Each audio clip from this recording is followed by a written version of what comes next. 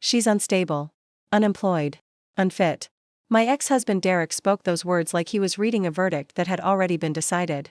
His voice echoed through the courtroom with the confidence of a man who believed he had already won.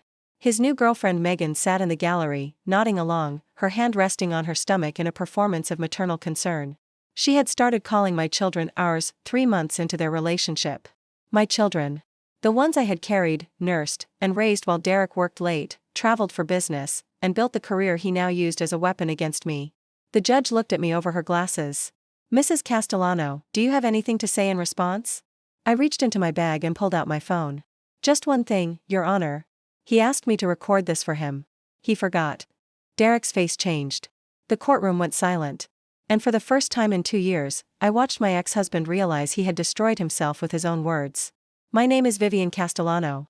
I was 34 years old when my marriage ended, but the collapse had started long before the paperwork. Derek and I met in college. He was charming, ambitious, the kind of man who made you feel like you were the only person in the room. I was studying early childhood education. He was in finance. We were opposites in every way that seemed romantic at 22. After graduation, I got a job teaching kindergarten. Derek climbed the ladder at an investment firm. When I got pregnant with our first child, Lily, Derek suggested I stay home.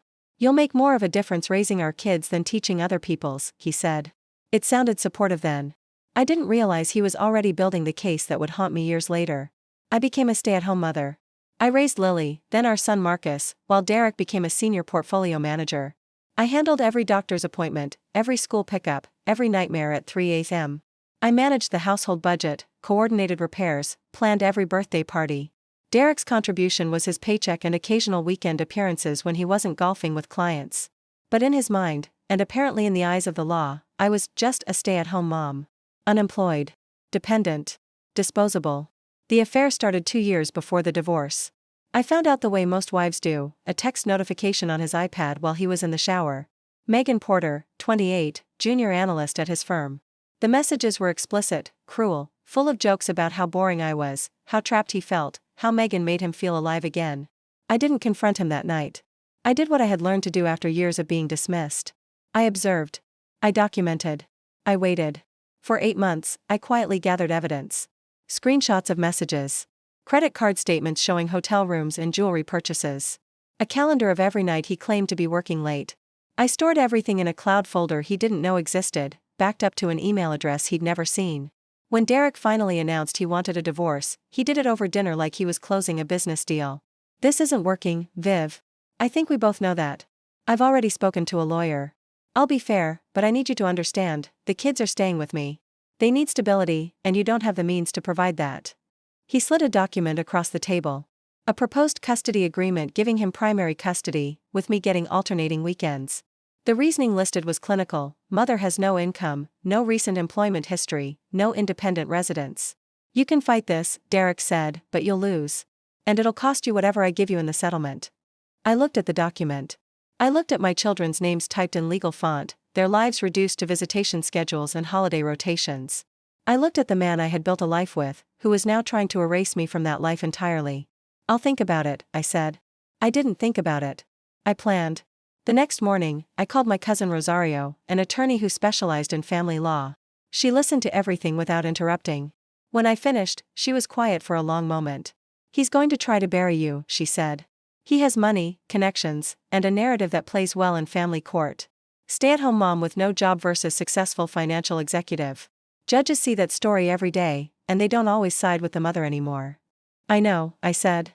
"But you have something," she continued. "You have documentation. And in my experience, men like Derek always underestimate women like you. He thinks you're going to cry, sign whatever he puts in front of you, and disappear. That's his weakness." Rosario took my case. She filed responses that slowed Derek's aggressive timeline. She requested financial discovery that forced him to reveal exactly how much he spent on Megan during our marriage. She subpoenaed his travel records, his expense reports, his personal credit card statements. Derek was furious. He started calling me constantly, sometimes threatening, sometimes pleading. One night, about 3 weeks before the custody hearing, he showed up at the apartment I was renting. He was drunk, angry, and loud enough that my neighbor came out to check on me. "You're destroying everything," Derek shouted through the door. "I built that life. I paid for that house. I paid for those kids' schools, their clothes, their food. What did you contribute? Nothing. You sat at home and spent my money. I didn't respond. I was too busy making sure my phone was recording. No judge is going to give custody to a woman who can't even keep a job, he continued, his voice slurring. You're pathetic, Vivian. You always were. Megan understands what a real partnership looks like. She's going to be a better mother to our kids than you ever were. The recording captured everything. His contempt. His admission that he saw the children as possessions. His statement that Megan, a woman who had never met my children, would replace me as their mother. The next morning, I sent the recording to Rosario. She called me back within an hour. This changes everything, she said. He just handed us his own destruction. The custody hearing was scheduled for a Tuesday morning in late October. Derek arrived with his expensive attorney, his tailored suit, and his polished narrative. Megan sat in the gallery wearing a conservative dress that made her look like a future stepmother from a catalog. Derek's lawyer painted me as emotionally unstable, financially dependent, and incapable of providing structure for 2 growing children. He presented bank statements showing I had no income. He presented Derek's performance reviews showing he was a stable, successful professional. He presented character witnesses from Derek's firm who testified that he was a dedicated family man. Then he called Derek to the stand. Derek spoke with the confidence of a man who had rehearsed every answer. He talked about his commitment to the children, his plans for their education, his ability to provide a stable home. He mentioned, almost casually, that Megan was expecting their first child together, and that the children would benefit from a complete family structure. Mrs. Castellano has struggled since the separation, Derek's lawyer said in his closing. She has no employment, no clear plan, and a history of emotional volatility. The children deserve stability. Mr. Castellano can provide that. The judge turned to me. Mrs. Castellano, do you have anything to say in response? I stood slowly. Rosario nodded beside me. Your Honor, I was a stay-at-home mother for 9 years. During that time, I raised 2 children while my husband built his career. I managed every aspect of their daily lives. I was present for every milestone, every illness, every school event. My husband attended perhaps a dozen of those events in 9 years. I have the calendars to prove it. Rosario handed a folder to the judge. I also have documentation of my husband's affair, which began while I was still caring for his children and managing his household. I have receipts for jewelry, hotel rooms, and trips that were paid for with marital assets. Assets I helped build by sacrificing my own career to support his. Derek shifted in his seat. Megan's smile faded. But there's one more thing, Your Honor. I pulled out my phone.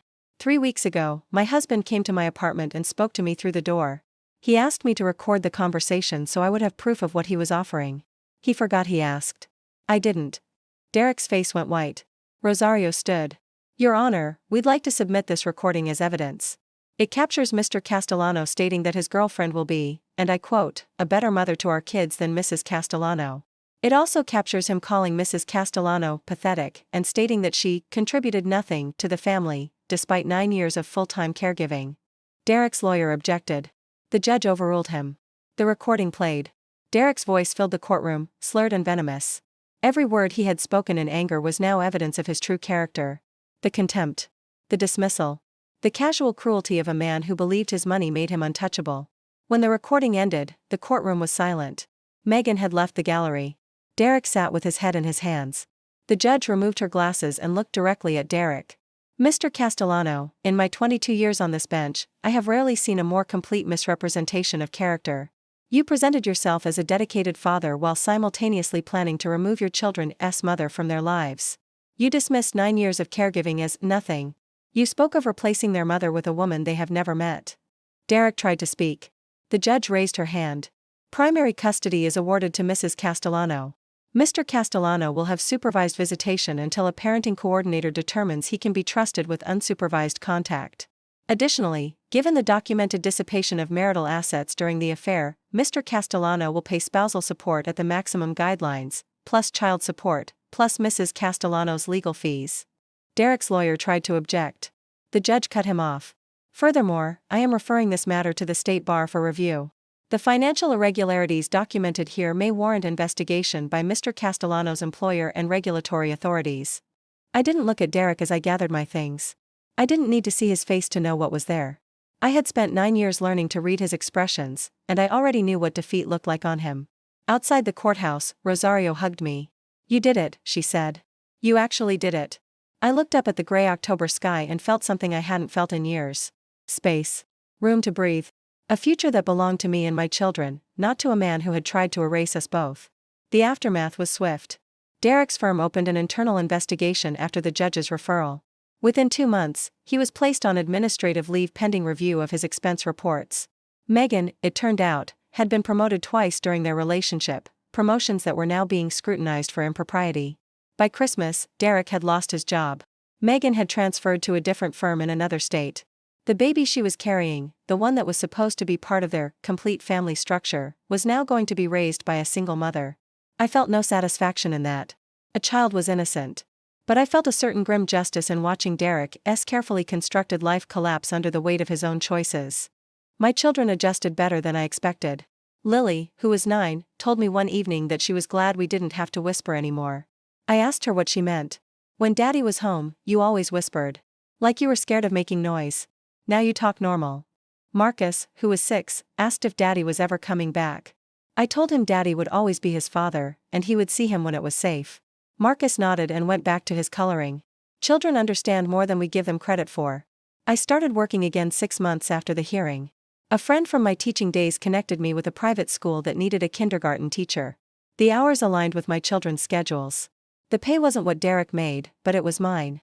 Every dollar I earned was proof that I had never been the helpless dependent he had tried to make me. Derek completed his supervised visitation requirements after 8 months. The parenting coordinator reported that he had shown genuine improvement, that he spoke about the children with more respect, that he had started therapy. I didn't know if it was real change or performance. I didn't need to know. What mattered was that my children were protected, and the court had the authority to step in if that changed. 1 year after the hearing, I bought a small house with a garden. It had a room for Lily, a room for Marcus, and a kitchen with a window that looked out over a maple tree that turned red every October. It wasn't the house I had imagined when I was 22 and in love with a charming finance major. It was better. It was mine. The recording that changed everything sits in a folder on my computer now. I haven't listened to it since the hearing. I don't need to. I remember every word Derek said that night, every slur, every insult, every casual dismissal of everything I had given to our family. But I also remember what came after. The silence in the courtroom when the recording ended. The judge's voice, calm and final. The walk outside into the cool October air. Derek had asked me to record that conversation. He wanted proof of his own generosity, evidence that he had offered me a fair deal. He forgot that recordings capture everything, not just the parts we want remembered. He called me pathetic. He called me unemployed. He called me unfit. He said no judge would give children to a woman who couldn't keep a job. He was wrong. Quiet women don't lose in court. Quiet women listen. Quiet women document. Quiet women wait for the right moment to let the truth speak for itself. And when that moment comes, the truth is louder than any lie a confident man can tell. This is what justice looks like. Not revenge. Not destruction. Just patience, preparation, and the courage to stand in a courtroom and let someone's own words become their undoing. If you re-watching this and you in a situation where someone is trying to take everything from you, remember one thing. They are counting on your silence. They are counting on your fear. They are counting on you to give up before the fight even starts. Don't. Document everything. Trust the right people. And when the time comes, let the truth do the work. Because sometimes the strongest weapon isn't a loud voice or an expensive lawyer. Sometimes it's a recording that someone forgot they asked you to make.